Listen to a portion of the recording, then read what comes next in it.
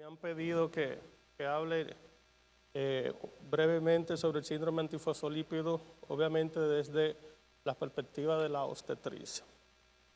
No tengo conflicto de interés para esta charla, aunque quisiera tenerlo a futuro, ¿verdad? Pero vamos a estar hablando a manera general de síndrome antifosfolípido obstétrico. Esta es la ruta de contenido o nuestra agenda.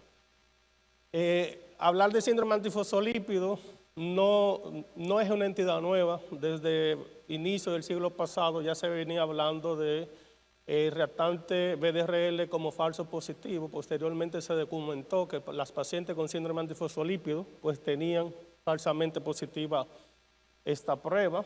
A mediados o a inicio de los 80 del siglo pasado, ya al síndrome antifosfolípido se le comenzó a llamar síndrome de Hoods, síndrome anticardiolipina, asociando sobre todo la asociación de los anticuerpos anticardiolipina. Y a mediados del siglo pasado, el anticoagulante lúpico comenzó a ser positivo justamente en pacientes con lupus y se comenzó a ver la asociación que tenían estas pacientes de hacer fenómenos trombóticos vasculares, tanto venosos como arteriales, y morbilidad durante el embarazo. Hablar de síndrome antifosfolípido, primero resaltar que hasta un 5% de la población general puede tener anticuerpos antifosfolípidos positivos. No obstante, solo una proporción muy baja de los pacientes, o de las pacientes en este caso también, van a cumplir los criterios de clasificación de síndrome antifosfolípido. Obviamente la positividad es más frecuente en mujeres, sobre todo cuando está asociada a alguna enfermedad autoinmune, como en este caso el lupus, que es la entidad más frecuente documentada. Puede aparecer en cualquier etnia, cualquier edad, en mujeres relativamente más frecuente. Y entrando directamente a lo que es el riesgo durante el embarazo, la triple positividad de los anticuerpos antifosfolípidos, ese anticoagulante lúpico positivo, la anti-beta 2 positiva y la anticardiolipina positiva, genera mayor trastorno tanto a nivel vascular como obstétrico. Tener una embarazada con anticuerpos antifosfolípidos le genera mayor probabilidad de parto prematuro, de retraso de crecimiento intrauterino, de muerte materna, de muerte fetal, de trastornos hipertensivos durante el embarazo. En cuanto a la triple positividad de anticoagulante, el anticoagulante, la beta 2 y la anticardiolipina, le genera una razón de riesgo por encima de 9. Cuando tiene uno o dos de los anticuerpos, entonces se maneja entre 1 y 5 o entre 5 y 9. Cuando hablamos de síndrome antifosfolípido, estamos hablando de un trastorno autoinmune que es adquirido, no es congénito, no se transmite, es un estado hipercoagulable, es un trastorno multisistémico que se caracteriza básicamente por un estado protrombótico, tanto en el lecho vascular, arterial o venoso, que se acompaña, en el caso de las mujeres, con morbilidad obstétrica. Es un estado autoinmune multisistémico. ¿Por qué es debido? En sentido general, los anticuerpos que se generan van dirigidos frente a las proteínas de unión de los fosfolípidos que forman parte de la membrana celular prácticamente de todas las células. Entonces, tener esos anticuerpos positivos hace que se pierda el componente fisiológico normal o natural de los anticoagulantes, lo que es la cascada de la coagulación, y lo que le genera en todo un estado protrombótico, sabiendo sobre todo que el mismo embarazo en sí es un estado hipercoagulable. Entonces, tener una mujer con antifosfolípido positivo durante el embarazo tiene entre 2 a 3 veces o hasta 5 veces, según algunas referencias, mayor probabilidad de generar trastorno hipercoagulable. Dentro del espectro es importante destacar que tener anticuerpos antifosfolípido positivo por sí solo no es definición de síndrome antifosfolípido. De hecho, las portadoras de anticuerpos antifosfolípidos es lo más común que vemos en la práctica clínica. Ahora bien, cuando se presentan los fenómenos trombóticos, se presentan las morbilidades y están los anticuerpos positivos a títulos elevados en 2 o 3 determinaciones de manera persistente, entonces ahí sí hablamos de lo que es síndrome antifosfolípido. Desde el punto de vista inmunopatogénico, 3 factores o elementos son necesarios para que se genere el síndrome antifosfolípido. Factores protrombóticos, que son los más comunes, factores inflamatorios y factores angiogénicos. Resaltar que la positividad de los anticuerpos genera movilidad en cualquiera de los trimestres. En el primer trimestre del embarazo, sobre todo, la mayoría de síntomas clínicos es donde se documenta. No obstante, tenemos casos incluso de muerte fetal en semana 36, semana 38 de la gestación, que enormemente eso genera como una frustración tanto para el médico clínico, en el caso de los ginecólogos, para el reumatólogo, pero sin lugar a duda para la paciente, y eso no lo vemos tan común en la práctica clínica, pero sí se genera. En sentido general, los fosfolípidos inducen a ciertas alteraciones, sobre todo a una mala implantación sobre el trofoblasto, a un efecto trombogénico directo, tóxico sobre el embrión, sobre el útero, sobre las arterias uterinas, altera su lecho vascular, el endotelio vascular. Fenómenos inflamatorios como citoquinas proinflamatorias, el factor de necrosis tumoral con cierta frecuencia induce. La activación del sistema del complemento también está muy relacionado. En sentido general, las pérdidas en el primer trimestre del embarazo es lo más común. Hay un mecanismo muy característico que es la disfunción placentaria, sobre todo los trastornos hipertensivos que se asocian a estos casos, se asocia sobre todo a la disfunción placentaria. Y hay una serie de fenómenos como el déficit de activación de la proteína C, la alteración de la fibrinolisis, la alteración del factor tisular, la alteración de las células endoteliales, la activación del sistema de plaquetas, que hacen que cuando se agrupan todos estos fenómenos, entonces hay mayor predisposición para la formación de trombos. Desde el punto de vista clínico, sobre todo enfocándonos en la parte obstétrica, resaltar que independientemente de la parte obstétrica, una paciente embarazada puede también tener alteración del lecho vascular y fenómenos trombóticos en cualquier parte de la economía. Los fenómenos venosos son los más frecuentes, los fenómenos arteriales, sobre todo a nivel placentario, son obviamente los más frecuentes documentados a nivel de vasos sanguíneos, pero resaltar que una paciente con síndrome antifosfolípido obstétrico puede concomitantemente también tener síndrome antifosfolípido vascular. No es muy frecuente verlo, pero es importante que ustedes como ginecólogos y obstetras dominen esta información. A nivel del lecho arterial, los vasos sanguíneos más afectados, cerebral, a nivel cardíaco, a nivel venoso, la trombosis en miembros inferiores es lo más frecuentemente documentado. Resaltar que en sentido global de todos los embarazos, los fosfolípidos pueden estar presentes de un 2 a un 6%.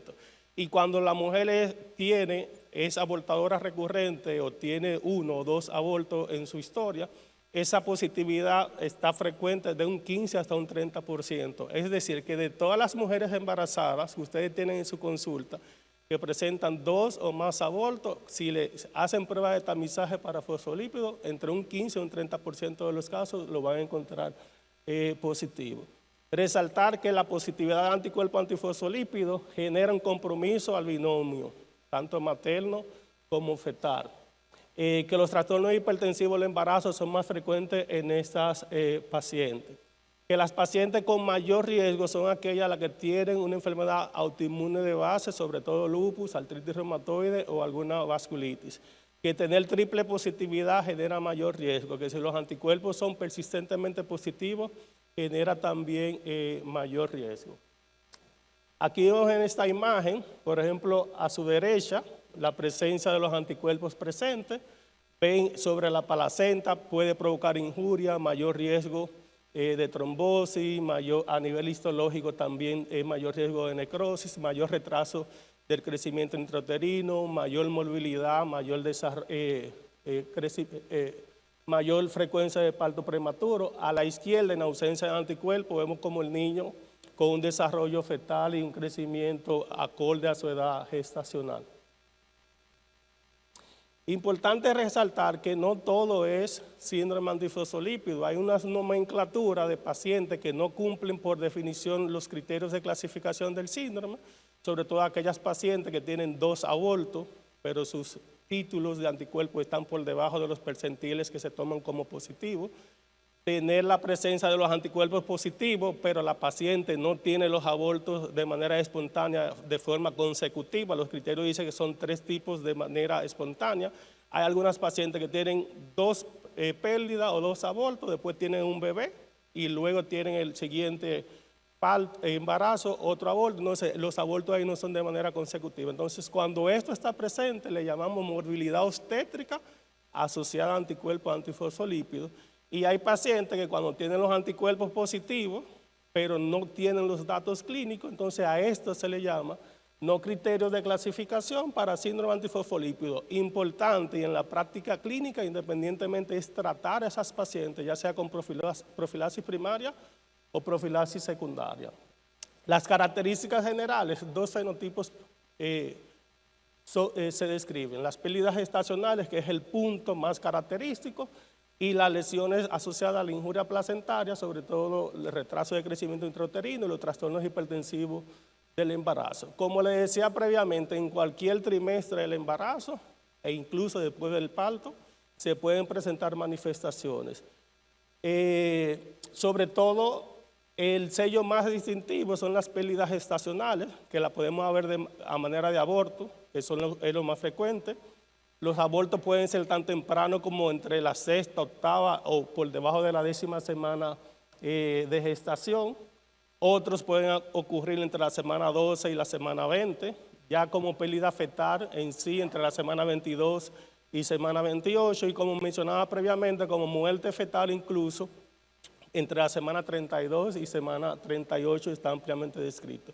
Uno de los factores de riesgo más frecuentes es tener el anticoagulante lúpico positivo. Por sí solo ofrece entre 4 o 5 veces más posibilidades de tener una morbilidad asociada. Títulos elevados, como decía previamente, tener anticardiolipina positiva y beta-2 glicoproteína, entre 2 a 3 veces de posibilidades, las características. En cuanto al parto prematuro, se describe hasta un 10 a un 28% la posibilidad para parto prematuro. Muchos de estos niños van a tener la necesidad de utilizar inductores de maduración pulmonar, y eso es importante que lo tengamos en cuenta.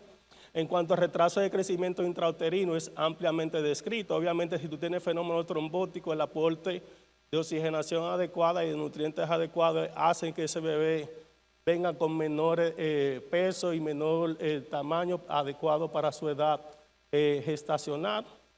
Los trastornos hipertensivos del embarazo, como decía previamente, hasta un tercio de los trastornos hipertensivos del embarazo están asociados a la presencia de antifosfolípidos en el curso del embarazo. Pueden aparecer de manera muy precoz entre la semana 28 y la semana 34, pero también puede aparecer sobre todo la preeclampsia de manera tardía por encima de la semana 37 e incluso en el posparto. Resaltar que 1 de cada 7 pacientes con síndrome antifosfolípido puede desarrollar eclampsia e incluso el síndrome de Hell, que cuando están presentes estos 2 fenómenos les genera mayor riesgo de trombosis, mayor riesgo de morbilidad, mayor riesgo de mortalidad incluso. Hay un dato muy importante de lo que se llama síndrome antifosfolípido catastrófico, en el cual el embarazo por sí solo es un factor desencadenante de un 8 a un 10% de los casos, y puede ser la manifestación de debut en una paciente embarazada que no se ha diagnosticado el síndrome hasta un 50% de los casos. Afortunadamente, esto representa en sentido general el síndrome antifosfolípido catastrófico solo el 1% de la estadística de manera global. Ahora bien, la mortalidad es muy amplia. Tener un síndrome antifosfolípido catastrófico que no es más de la presencia de 3 o más trombosis de manera secuencial en menos de una semana. Imagínense una embarazada con múltiples trombosis, con tormenta de citoquina y una mortalidad entre un 50 y 90% de los casos. Otras expresiones que podemos estar viendo en el síndrome antifosfolípido son los trastornos de la fertilidad. Tanto en mujeres se describe que hasta un 20% de esas infertilidad idiopática, que no se conoce la causa, puede estar asociada a casi un 20 hasta un 30% del síndrome antifosfolípido. Los fosfolípidos se ha documentado diferentes hipótesis. Una de ellas es que reducen la concentración ovárica, la función de los ovarios, que alteran la desidualización y el proceso de implantación y de la célula del trofoblasto para el caso de las mujeres. E incluso muchos de los casos de mujeres que cuando se le hacen todas sus pruebas, cuando investigamos a su esposo o a su pareja, los fosfolípidos también se ha asociado a que disminuye la concentración de espermatozoides y puede inducir a fenómenos trombóticos en los vasos escrotales. Entonces usted se cansa de investigar a la mujer de por qué no está quedando embarazada y el problema quizá está ocurriendo en su pareja. El síndrome antifosfolípido neonatal se ha descrito rara vez, hasta un 30% de esos anticuerpos pueden pasar de manera vertical de madre a hijo. Se describe que algunos hijos de mujeres que tienen síndrome antifosfolípido obstétrico, luego que nacen esos niños, pueden tener trastornos dentro del espectro autismo, trastorno del lenguaje, dislexia y trastornos para la concentración. En cuanto a la gestión, para hablar de síndrome antifosfolípido, desde el punto de vista vascular, vamos a necesitar al menos de la presencia de una trombosis, tanto venosa o arterial. En el caso de las mujeres, vamos a necesitar al menos 3 abortos de manera consecutiva y espontánea, o la presencia de una preeclampsia o eclampsia antes de la semana 34, o la presencia de una muerte fetal, con la presencia de al menos uno de los 3 tipos de antifosfolípidos, con 2 determinaciones separadas de 12 semanas. Si la paciente tiene el componente clínico y el componente serológico, entonces esa paciente clasifica para ser establecida como un síndrome antifosfolípido. ¿Qué pasa? Que hace 2 años, ya los criterios anteriores venían desde el 2006, hace 2 años surgieron unos nuevos criterios donde la parte obstétrica, por sí sola, la presencia de una preeclampsia, la presencia de una muerte fetal, da entre 3 y 4 puntos. Entonces, para clasificar con los nuevos criterios se necesitan 6 puntos. La importancia de los datos obstétricos o ginecológicos por sí solos ofrecen entre 1 a 4 puntos para clasificar a estas pacientes. Las pacientes con síndrome antifosfolípido, aparte de las alteraciones serológicas, pueden tener anemia, pueden tener trombocitopenia. Hay algunos isotipos que no están estandarizados, como el isotipo IgA de la anticardiolipina y de la beta-2-glicoproteína. Hay algunos anticuerpos como el fosfatidilcerina, el etanolamide y inositol que no forman parte de los criterios, pero cuando están presentes estos anticuerpos, en lo particular nosotros los reumatólogos la tratamos como si estuvieran cumpliendo los criterios. Esta diapositiva es muy importante. Son las indicaciones precisas de ustedes como ginecólogos cuándo deberían demandar hacer las pruebas de tamizaje para identificar síndrome antifosfolípico. Una paciente con cualquier enfermedad autoinmune que se quiera embarazar es indicación. Una paciente que tiene 2 o 3 pérdidas, menos de 10 semanas de gestación, es indicación. Una paciente con presencia de muerte fetal es indicación. Presencia de preeclampsia, eclampsia, presencia de retraso de crecimiento intrauterino, y historia de síndrome de Hell también son indicaciones. Ya entrando en la parte final de mi ponencia, los principios generales del tratamiento, un manejo multidisciplinario donde el ginecólogo obstetra lleva la voz cantante, nosotros los reumatólogos coadyuvamos al tratamiento. Los embarazos de síndrome antifosfolípido por sí solos se deben considerar un factor de riesgo, de alto riesgo, perdón, y se le debe dar un seguimiento cada 4 semanas por la parte del ginecólogo obstetra, por el reumatólogo entre 4 y 6 semanas. En cuanto al tratamiento, el tratamiento debe ir dirigido en base a las morbilidades que tiene la paciente. Si solo es una portadora, la paciente se le puede dar aspirina incluso desde la etapa de preconcepción. Si la paciente tiene una morbilidad o tiene riesgo cardiovascular o tiene historia previa de morbilidad obstétrica, esa paciente junto a la aspirina, entonces debemos agregar enoxaparina. Si tiene historia de antecedentes vasculares o síndrome antifosfolípido vascular, esa paciente debe utilizar la enoxaparina a dosis terapéutica. Previamente, solo en dosis profiláctica. En cuanto a la aspirina, el uso de aspirina por sí solo ofrece un beneficio de un 40 a un 70% de tener resultados satisfactorios. Diferentes dosis se han utilizado, 81, 100, 150 miligramos, sobre todo si los perfiles van dirigidos a que esa paciente probablemente va a desarrollar algún trastorno hipertensivo del embarazo, pues entonces se recomienda la dosis de 150 hasta la semana 32 y semana 36 usualmente. Los anticoagulantes, estas pacientes con morbilidades previas sí deben de concomitantemente tener la enoxaparina. Tener el tratamiento combinado de enoxaparina y aspirina ofrece unos resultados por encima de un 80% de tener un resultado beneficioso, ¿verdad? O un resultado favorable.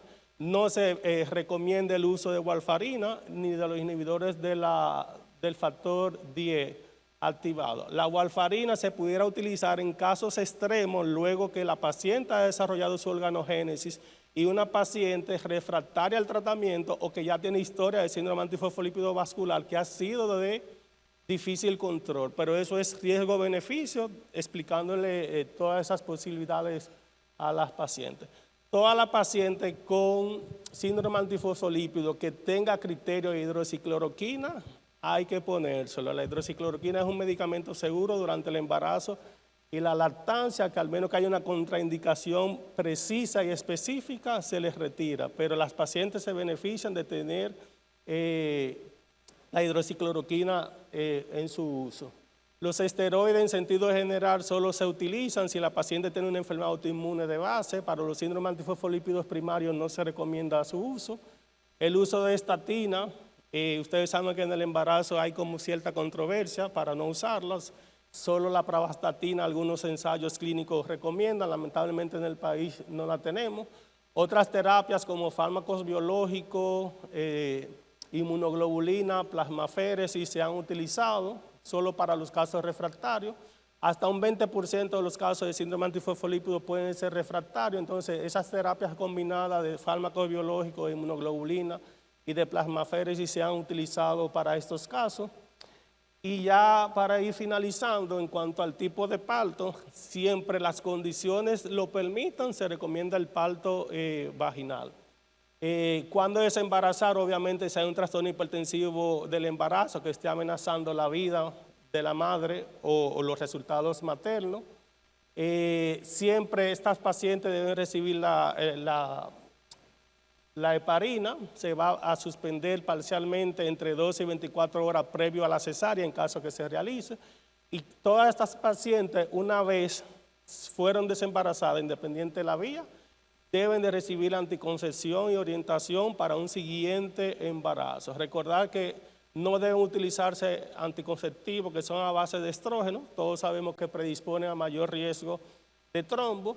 Y en esta gráfica vean cómo desde el primer trimestre hasta la parte del desembarazo y el posparto, la paciente riesgo del estado hipercoagulable es más común. Entonces se recomienda que esas pacientes utilicen el anticoagulante incluso de 6 hasta 12 semanas después del desembarazo. En sentido general, los mensajes para llevar a casa: es una entidad compleja el síndrome antifosfolípido. Los abortos recurrentes, los trastornos hipertensivos del embarazo, la muerte fetal son las características más comunes. Triple positividad y la presencia de anticoagulante lúpico ofrece mayor riesgo. La valoración preconcepcional y el abordaje multidisciplinario es fundamental para el abordaje de estas pacientes. La dosis el uso de aspirina y heparina de bajo peso molecular ofrece mejores resultados. Y se necesitan continuar uniendo los esfuerzos entre reumatólogos y ginecólogos obstetras y los demás miembros del personal coadyuvante para tener mejores resultados favorables en esas pacientes. Muchas gracias.